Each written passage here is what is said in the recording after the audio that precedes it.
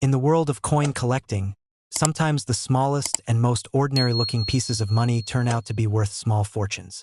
The 1966 U.S. Roosevelt dime is one such coin. To most people, it is just a 10-cent piece, one of the countless dimes produced by the U.S. Mint. But for collectors who understand the history of mid-1960s coinage and who know what to look for, the 1966 Roosevelt dime has a fascinating story that involves minting changes, experimental processes, and rare errors that have become highly valuable in today's auction market.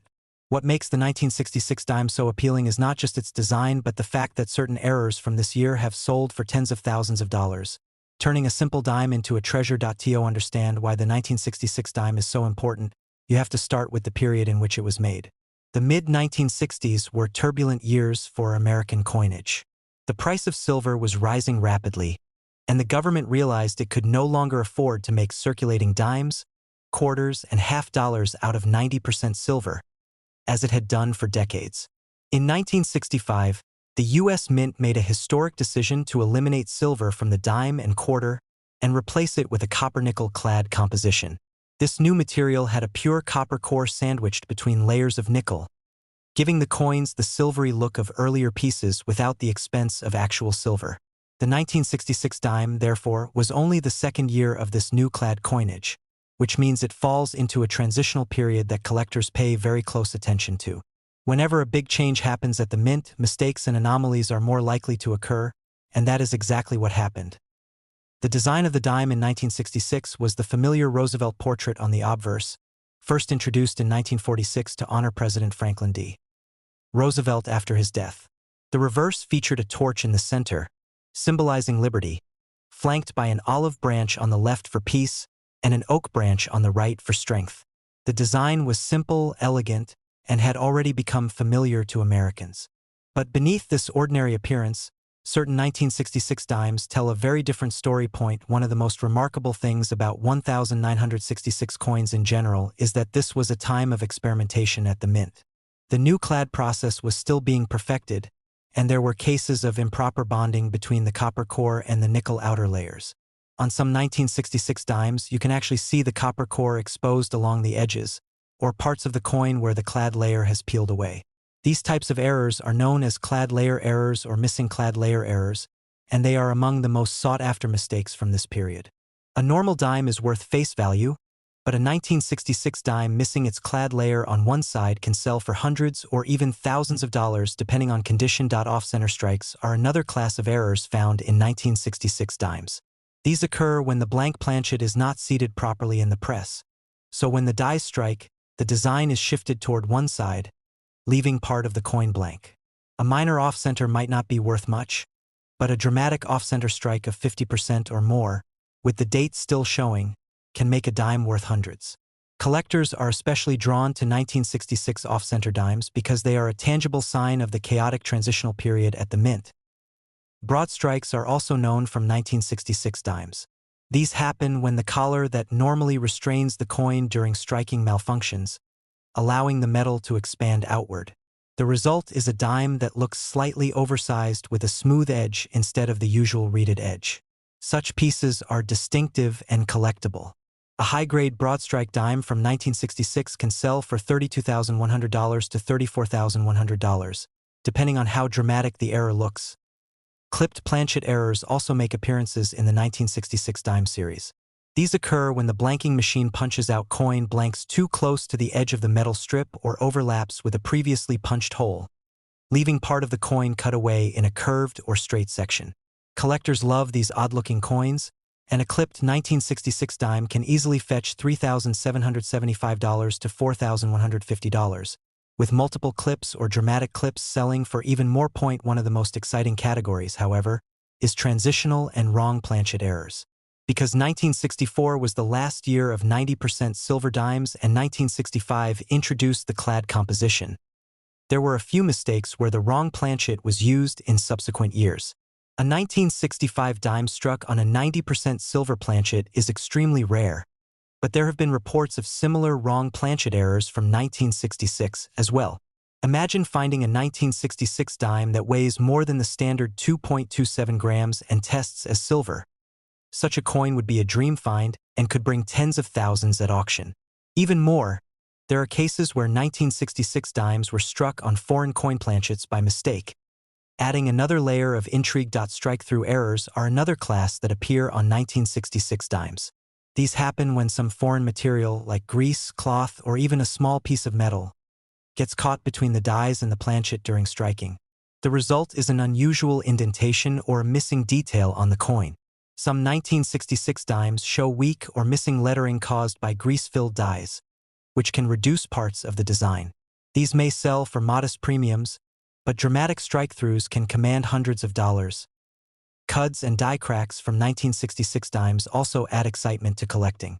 A cut occurs when part of the die breaks off completely, leaving a blank, raised blob on the coin where design details should be. Die cracks, on the other hand, create raised lines that often spread across the coin. Collectors love these because they are unique and visibly dramatic, almost like fingerprints of the minting process gone wrong. A large cut dime from 1966 could easily bring $34,200 to $36,400, while die cracks add smaller premiums. What makes all of this even more thrilling is the fact that 1966 dimes are not especially rare in normal form. Millions were made, and they still turn up in circulation, which means there is always a chance of stumbling upon one of these rare errors. The possibility that a coin worth thousands could be hiding in an old coin jar or pocket change is what keeps people hunting. Auction results back up the excitement. One 1966 dime with a missing clad layer sold for over $45,000 at a Heritage Auctions event. Another dramatic off-center dime with the date still visible brought in more than $16,700. A clipped planchet example in mint state sold for around $18,250, while a broadstrike error crossed the $8,300 mark. These numbers prove that collectors are willing to pay huge premiums for unusual 1966 dimes. In fact, in some cases, values have exceeded $10,000 for spectacular transitional errors, making these coins among the most desirable clad dimes of the era. It's fascinating to think that in 1966, when people were adjusting to the new clad coinage and perhaps grumbling that the coins no longer had silver, some of these same dimes were being struck with mistakes that would one day make them treasures. Nobody in 1966 could have guessed that a dime struck slightly off-center or missing its clad layer might be worth thousands in the future. And yet here we are, with collectors chasing these rare pieces and driving prices up in major auctions. The story of the 1966 Roosevelt dime era coins is a story about change, about imperfection, and about opportunity. It was a time when the mint was experimenting, adjusting, and producing millions of coins under pressure. That pressure led to mistakes, and those mistakes are what make the coins valuable today. For collectors, the thrill lies not just in owning one of these errors, but in the idea that one might still be out there waiting to be discovered. Every time you look at a dime dated 1966, you are holding a piece of history from a pivotal moment in U.S. coinage. Most will be ordinary, worth only 10 cents. But every once in a while, one turns out to be extraordinary. A coin with a minting error that transforms it from common change into a rare collectible worth hundreds, thousands, or even more. And that possibility is what keeps the search alive. The 1966 Roosevelt dime era coins have earned their place in numismatic history. They are reminders that perfection isn't always the goal, and that sometimes the flaws are what make something truly special. Whether it's a missing clad layer, an off-center strike, a dramatic broad strike, or even the ultra-rare transitional wrong planchet, each 1966 dime error tells a story about the chaos and creativity of the mint in that era. And those stories, combined with the high prices seen at auctions, ensure that the 1966 dime will always be one of the most fascinating coins for collectors to chase. The 1981 U.S. Roosevelt dime may look like an ordinary piece of small change, a coin we casually use at vending machines, laundromats, or that ends up sitting in jars at home for years. But for collectors and those who truly appreciate the art and history of coinage, it represents an important chapter in America's minting story. While 1981 itself might not immediately stand out as a year of dramatic transition in U.S. coinage, the way the mid-1960s did with the removal of silver, or 1999 with the launch of the state quarters program, it remains a year full of fascinating errors that slip into circulation and create modern-day treasures. When we dig into the 1981 Roosevelt dime, we uncover how mistakes at the U.S. Mint have turned a simple 10-cent coin into a collectible that can fetch hundreds, even thousands of dollars at auction depending on the error, the condition, and the demand. The Roosevelt dime had been in circulation since 1946, introduced shortly after the death of President Franklin D. Roosevelt as a tribute to the man who led the country through the Great Depression and World War II and who founded the March of Dimes campaign. Designed by John R. Sinek, the obverse features the dignified profile of Roosevelt, while the reverse shows a torch flanked by an olive branch and an oak branch, symbolizing liberty, peace, and strength. By 1981, the design had been in use for more than 35 years and was fully familiar to Americans everywhere. But it's precisely in these ordinary, everyday coins that error hunters often find their most thrilling surprises. During 1981, the U.S. Mint produced Roosevelt dimes at Philadelphia, Denver, and San Francisco. Circulation strikes came from Philadelphia and Denver, while San Francisco struck proof coins. The Philadelphia Mint coins of that year carried no mint mark at all, while Denver coins bore the D, and San Francisco produced proof coins with the S. It's important to note that in 1981, the Mint was still using hand-punched mint marks, which could create small variations and doubling. Proof coins also deserve special attention that year because they were struck with mirror-like surfaces, but some of those proof dies developed problems that created unique varieties.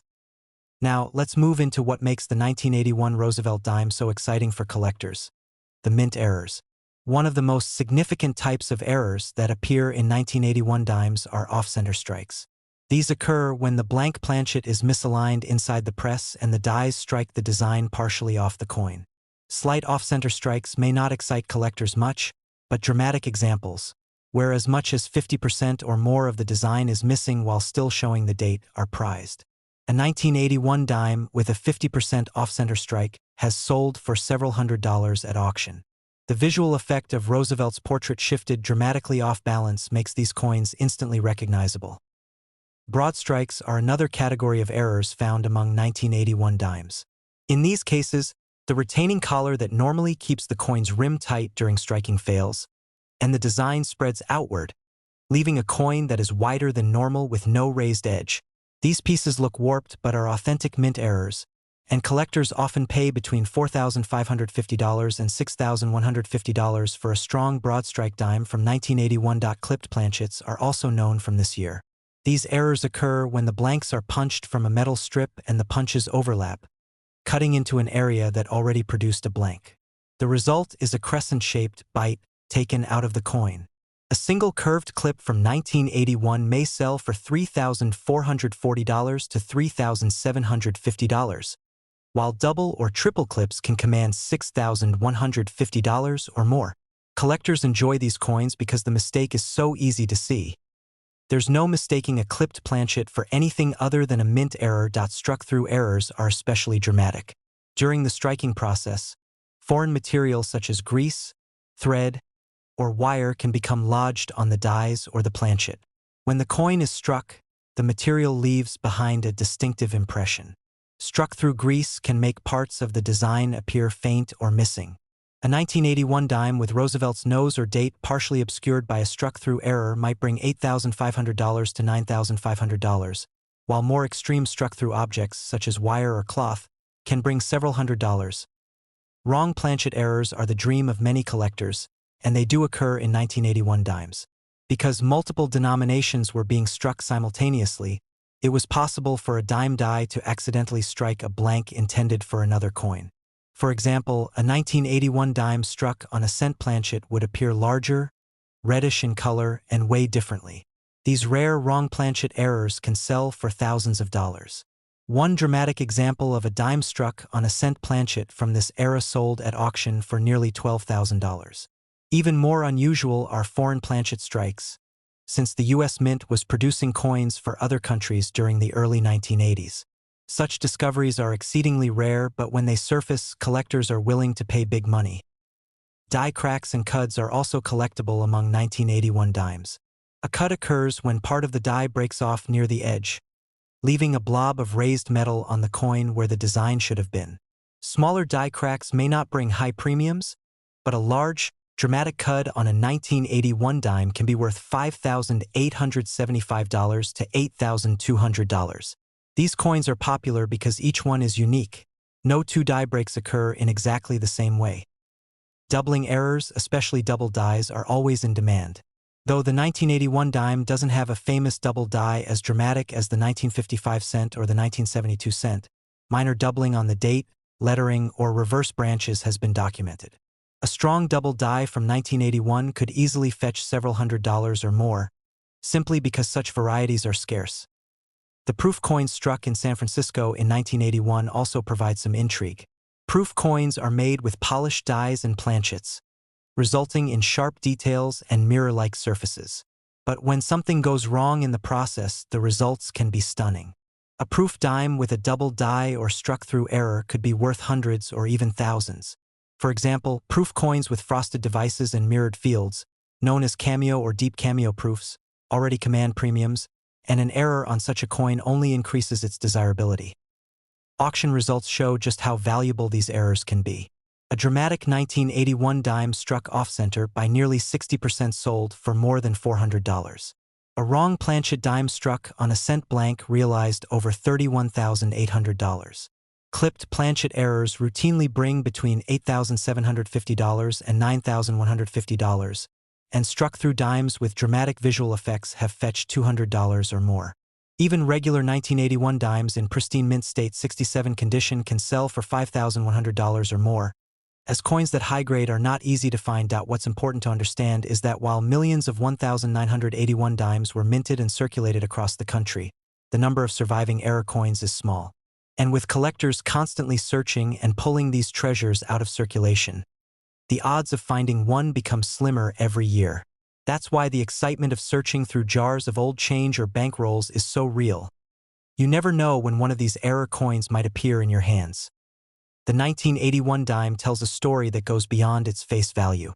It represents the continuing legacy of Franklin Roosevelt, the ongoing evolution of U.S. coinage in the late 20th century, and the surprising value that can be hidden in something as small as a 10-cent piece.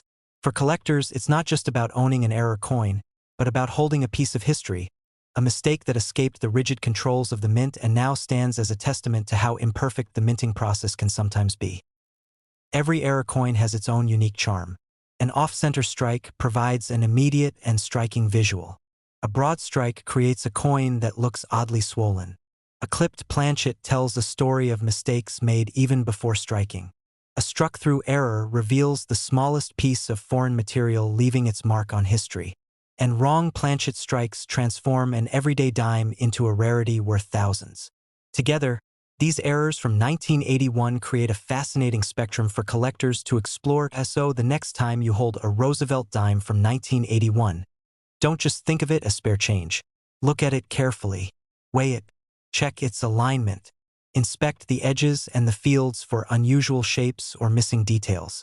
That dime in your hand could be more than just 10 cents.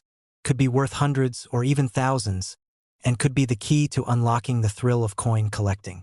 The 1981 Roosevelt dime error coins remind us that in a sea of ordinary, the extraordinary is always waiting to be discovered. The 1989 United States one-dime coin error is a fascinating chapter in the world of numismatics, and it's one that continues to capture the imagination of both seasoned collectors and casual enthusiasts who stumble across unusual coins in their change. At first glance, a dime from 1989 might not appear to be anything more than a simple piece of pocket change, just another Roosevelt dime that people pass through their hands without much notice. Yet behind some of these small 10-cent coins lies a world of error varieties, striking mishaps, and minting quirks that transform a dime into a highly collectible treasure. And in certain cases, some of these 1989 dime errors have fetched thousands of dollars at major auctions, proving that even modern coins can become small fortunes when something goes wrong during the minting process. To appreciate why the 1989 dime errors are so exciting, it helps to understand the coin itself. The Roosevelt dime has been a staple of U.S. coinage since 1946, introduced to honor President Franklin D. Roosevelt after his death in 1945. Designed by John R. Sinek, the obverse features a left-facing portrait of Roosevelt, while the reverse showcases a torch, olive branch, and oak branch, symbols of liberty, peace, and strength. By 1989, the Roosevelt dime had been in circulation for more than 4 decades, and the U.S. Mint had long since transitioned to the copper-nickel-clad composition introduced in 1965, replacing the earlier 90% silver dimes. So the dimes minted in 1989 were struck on copper cores coated with a nickel layer, weighing 2.27 grams and measuring 17.91 millimeters in diameter. Billions were produced, with mints in Philadelphia, Denver, and San Francisco all contributing to the year's output. When billions of coins are struck, the possibility for mistakes always exists, and the 1989 dime is no exception. Collectors prize these mistakes because they stand out from the ordinary. Instead of being just another dime, an error coin becomes a piece of history, a glimpse into the imperfections of minting technology. For 1989, errors range from minor die cracks and misalignments to spectacular wrong planchet strikes and double strikes that make headlines when they surface at auction point. One of the most intriguing categories of 1989 dime errors involves off-center strikes. An off-center error occurs when the blank planchet is not properly seated in the press, causing the design to be stamped off-center. Depending on how far off the strike is, the result can range from a minor misalignment to a dramatically shifted design that leaves large blank areas on the coin. For collectors, the more dramatic the error, the more desirable it becomes. A 1989 dime struck 10% off-center might bring $7,300 to $8,500, but a coin struck 50% off-center with the date still visible can easily command hundreds. In auctions, examples with extreme off-center strikes have sold for $500 or more, making them some of the most eye-catching 1989 dime errors. Clipped planchets are another common and collectible error type from 1989. During the blanking process, when round planchets are cut from sheets of metal, misfeeds or overlaps can cause blanks to be clipped, leaving curved indentations along the edge of the coin. A single curved clip is interesting enough, but double or triple clips are even more desirable. A 1989 dime with a small clip might bring $6,630 to $8,660, while multiple clips or dramatic full crescent clips can reach values of $34,200 or more, depending on condition and visibility. Double die varieties, while not as dramatic on the 1989 dime as on some other U.S. coins, are another area of interest. A double die occurs when the die itself is engraved twice in slightly different positions, resulting in letters or numbers that appear doubled. Collectors typically look for doubling on the obverse lettering, such as Liberty or In God We Trust, or on the date. While strong double dies are rare on the 1989 dime, even minor examples can sell for $9,150 to $13,200, and bold, dramatic doubling could easily push values higher, especially in uncirculated condition. One of the most valuable error categories for 1989 dimes involves wrong planchet strikes. These errors happen when a dime design is accidentally struck on a planchet intended for another denomination.